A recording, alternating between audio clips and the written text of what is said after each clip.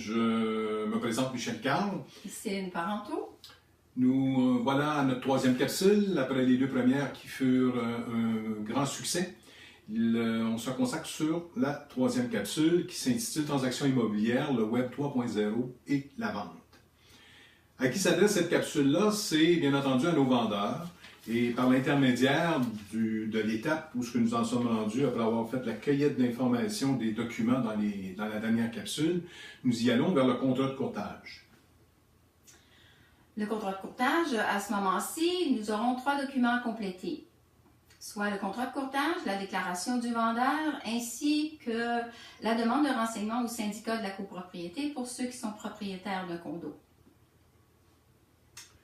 Bref, le contrat de courtage se résume en quelques étapes que nous allons expliquer sommairement. Premièrement, l'identification des parties, des vendeurs, un ou deux vendeurs, du courtier immobilier par lequel vous allez être représenté, aux prix et aux conditions qui sont assujettis. Pensez aussi à vos inclusions, à vos exclusions. Bien entendu, à la date d'occupation à laquelle vous voulez libérer votre propriété, ainsi que par l'intermédiaire de votre courtier, on vous informera des services de diffusion d'informations de votre propriété. Ne pas oublier non plus de calculer la rétribution accordée au courtier, tout en y ajoutant les services de la taxe provinciale et de la taxe fédérale, soit la DPS et la TVQ en plus. Passons maintenant à la déclaration du vendeur. Déclaration du vendeur signifie l'historique de votre propriété depuis que vous avez acquise votre propriété. Donc, nous allons parler du terrain, s'il y a eu des problèmes. Nous allons parler du chauffage, de la plomberie, ainsi que toutes les rénovations que vous avez effectuées depuis que vous êtes propriétaire. Si vous êtes propriétaire d'un condo, comme on le mentionnait tantôt, la demande de renseignement au syndicat des copropriétés.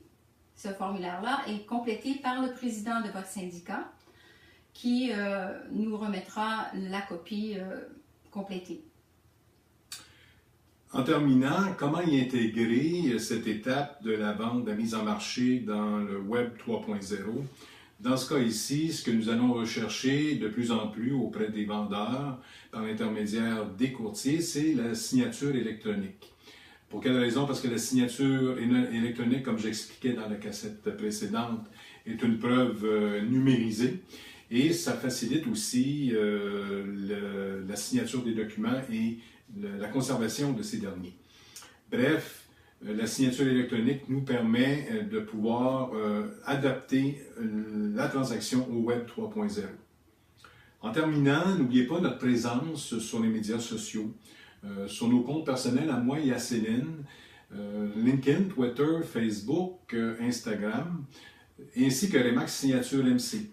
D'ailleurs, toutes les capsules que vous voyez, nous en sommes rendus à la troisième, se retrouvent sur notre chaîne de Remax Signature MC de YouTube.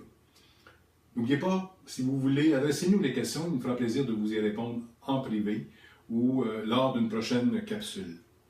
Dans la prochaine capsule, sera plus précisément le vendredi 2 mars 2018 à 13h.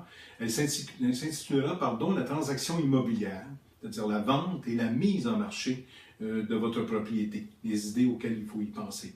Sur ce, nous vous souhaitons une bonne semaine, merci et bonne journée. À bientôt!